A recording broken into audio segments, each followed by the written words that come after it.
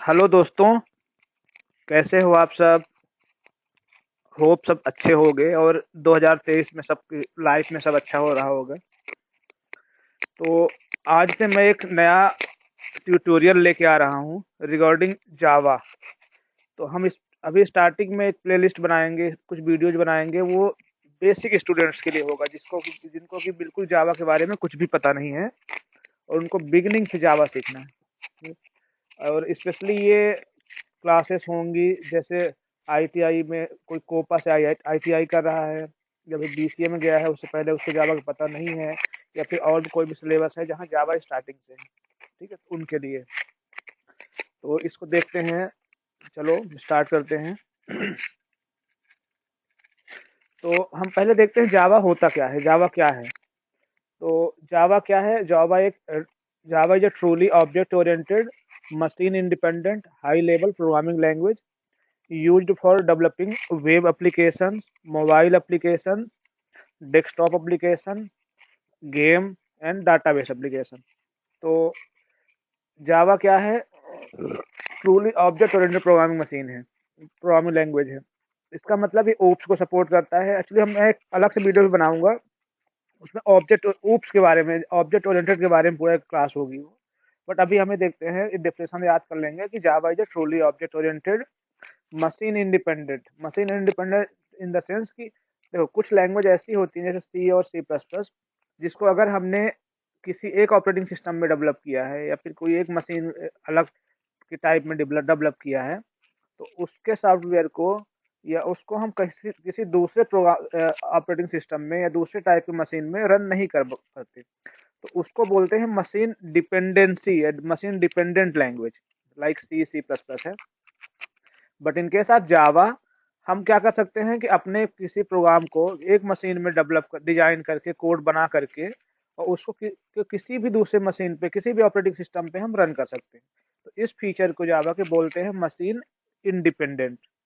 फिर high level programming language. तो high level तो है ही, क्योंकि लैंग्वेज देखो दो तरह की होती है, लो लेवल और हाई लेवल। हम और लो लेवल लैंग्वेज कौन सी होती है? बाइनरी लेवल, और उसी को बोलते हैं मशीन लेवल, और वो होती है 0 और 1 की फॉर्मेट में, जो कि कंप्यूटर समझता है। और दूसरी होती है हाई लेवल, जो कि हम समझते हैं। तो इसके एग्जांपल बहुत सारे हैं, जैसे सी है, सी प्लस प्लस है, जावा है, वीबी है, डॉट नेट है, पाइथन है। तो हम जावा को कह रहे हैं। तो देखो, जावा पढ़ेंगे ही, लेकिन आपको ये एक डेफिनेशन भी पता होनी चाहिए, क्योंकि आप जब बताओगे किसी से ना कि मैं जावा पढ़ रहा हूँ या फिर जावा, तो फर्स्ट क्वेश्चन यही बनता है कि व्हाट इज जावा। तो जावा क्या है? Java is a truly object oriented machine independent high level programming language. अब फिर देखते हैं इसका यूज। तो इसमें दो चीज आ जाती है, ये तो हो गया इस डिफिनेशन। आप ये भी बता सकते हो क्यों यूज करते हैं, मतलब हम क्यों जावा सीखें। तो Java is use for developing web application. देखो, web application in the sense कि ऐसे हम प्रोग्राम बना सकते हैं जो कि वेब ब्राउजर में रन होंगे, जो इंटरनेट में, जैसे वेबसाइट्स हैं, वेब पोर्टल्स हैं, ऐप है, वो सब वेब एप्लीकेशन कहलाते हैं। नेक्स्ट है मोबाइल ऐप। मोबाइल ऐप जैसे हमारे जो एंड्रॉयड में चलते हैं और हमारे जो एप्पल के में चलते हैं और भी चीज़ों में, तो वो ऐप होते हैं मोबाइल ऐप। फिर होता है डेस्कटॉप एप्लीकेशन। अब डेस्कटॉप एप्लीकेशन को समझ सकते हो ऐसे कि कोई एक कंपनी है बड़ी सी, उसने अपने कंपनी के लिए कोई सॉफ्टवेयर बनवाया जिसके थ्रू वो पूरा अपना जितना भी वर्क है उसका, उसको डिजिटलाइज कर सके या फिर मैनेज कर सके, जिसको बोलते हैं ईआरपी जैसे। तो ये क्या है? डेस्कटॉप एप्लीकेशन है, जिसको हम इंस्टॉल कर लेते हैं। डेस्कटॉप एप्लीकेशन का एक एग्जाम्पल है, जैसे एमएस ऑफिस है, ठीक है, फोटोशॉप है, जो कि आप अपने डेस्कटॉप में इंस्टॉल करते हो, उस डेस्कटॉप में रन करते हो। एंड गेम, हम गेम भी बना सकते हैं जावा से। And database application. अब database application in the sense की है, हम अपने जावा को डाटाबेस से कनेक्टिविटी करके कुछ ऐसा प्रोग्राम बना सकते हैं जिसमें हम डाटा को स्टोर करवा करके उसको हम दिखा सकते हैं। ठीक है। फिर एक थोड़ा सा फीचर के बारे में बोल सकते हैं। तो Java is open source. Open source इसका मतलब कि कुछ ऐसे सॉफ्टवेयर होते हैं जिसको हम फ्री में डाउनलोड कर सकते हैं नेट से। मतलब आपको जावा अगर यूज करना है, तो इसके सॉफ्टवेयर को जिसमें आप जावा रन करोगे, उसको यूज करने के लिए आपको कोई पैसे नहीं देने होंगे। बट वो ओपन सोर्स है, आप जाओ साइट पे और वहां से डाउनलोड कर लो। कहाँ से करना है ये भी हम अगले क्लास में बताएंगे, ठीक है, देखेंगे हम।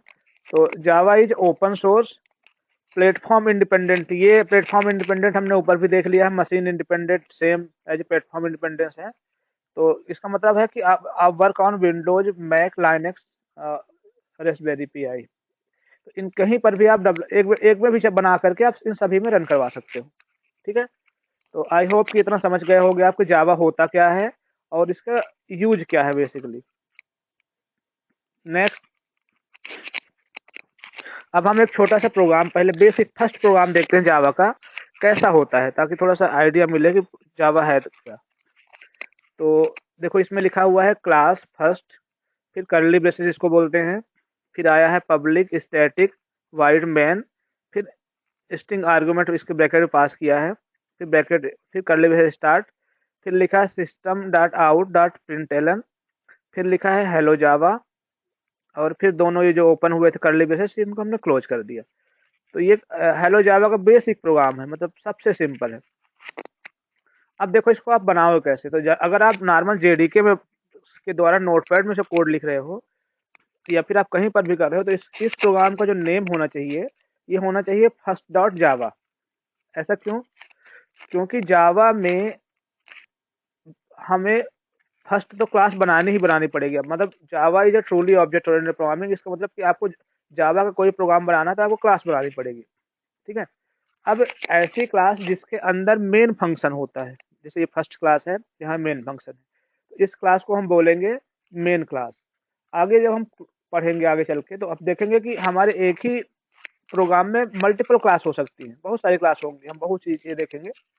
बट हमें ध्यान क्या रखना है कि जिस क्लास के अंदर ये मेन फंक्शन होगा, पब्लिक स्टैटिक वाइड मेन, ये मेन फंक्शन, उसी क्लास के नेम से हमारी फाइल का नाम सेव होगा।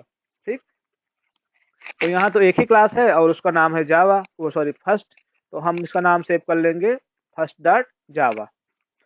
अब देखो ये हम देखते हैं पब्लिक स्टैटिक वाइड मेन क्या है। तो जैसे हमारे प्रोग्राम हमने देखा, हम आगे देखेंगे या फिर आपको थोड़ा उस आइडिया भी होगा कि जावा जो है वो कंपाइल होने के लिए कंपाइलर का यूज करता है। ठीक, अब कंपाइलर में ये लिखा हुआ है, या फिर तो उसके बाद इंटरप्रेटर का यूज करता है। तो देखो प्रोग्राम हमारा एग्जीक्यूट होना तभी स्टार्ट करता है जब उसको मेन फंक्शन मिलता है, मतलब यहाँ से ही स्टार्ट करेगा एग्जीक्यूशन जो मेन के अंदर है। ओके, तो ये प्रोग्राम है public static wide main, curly braces open किया, फिर हमने लिखा system dot out dot println. तो इसका मतलब ये मतलब है कि हम बोल रहे हैं इसको कि हेलो जावा को प्रिंट कर दो। अब इसके बारे में थोड़ा डिफिनेशन आगे चल के भी देखेंगे हम, बट इतना देख लो कि ये बेसिक प्रोग्राम है।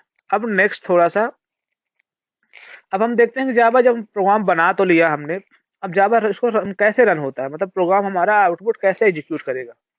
तो देखो होता क्या है कि जावा में दो स्टेज में कोई भी प्रोग्राम रन होता है। फर्स्ट, आपने जावा की फाइल बनाया, ठीक, इसको बोलते हैं जावा सोर्स कोड। देन अब जब आप इसको कंपाइल करोगे, तो कंपाइलर का यूज करके करोगे, तो ये एक नई फाइल बनाएगा जिसको बोलते हैं क्लास फाइल, इसी को बोलेंगे बाइट कोड। ठीक है, तो जावा फर्स्ट टाइम जब कंपाइल करोगे तो जावा की फाइल बनती है बाइट कोड। फिर आप जब इसको एग्जीक्यूट करने के दोबारा से कमांड दोगे, देन वहां पर यूज होगा इंटरप्रेटर का, और हमारी फाइल एग्जीक्यूट होते समय क्या बनाएगी, मशीन कोड, और यहाँ पर फाइल का आउटपुट आएगा। ओके, तो ये था जावा का कंपाइलर और इंटरप्रेटर। हम इसके बारे में भी एक अलग से वीडियो बनाएंगे जहाँ पे हम इनके बारे में डीप में पढ़ेंगे। अब नेक्स्ट है, अब देखते हैं कि जावा, देखो जावा एक लैंग्वेज है। अब हमारे सिस्टम पे, हमारे कंप्यूटर पे जावा रन कैसे होगी, तो जावा को रन करने का जो पूरा एक सिस्टम है उसको बोल सकते हैं Java architecture. Java architecture in the sense कि क्या क्या मिला करके, कौन कौन से एलिमेंट मिल करके हमारे प्रोग्राम को रन करवाएंगे हमारी मशीन पे। ठीक, तो हम कह सकते हैं कि Java architecture is a combination of 3 elements for run Java program. तो कौन कौन से हैं? फर्स्ट है Java virtual machine, JVM। Second है Java run time environment, JRE। और थर्ड है जावा डेवलपमेंट किट, JDK। तो बेसिक ये था, इस क्लास में हमने एक हल्का सा इंट्रोडक्शन लिया है जावा का। हम आगे चल के फिर इस जब थोड़ा सा आप एक फैमिलियर हो जाओगे जावा के बारे में, तब हम JVM, JRE और JDK का रोल देखेंगे कि क्या होता है। ओके।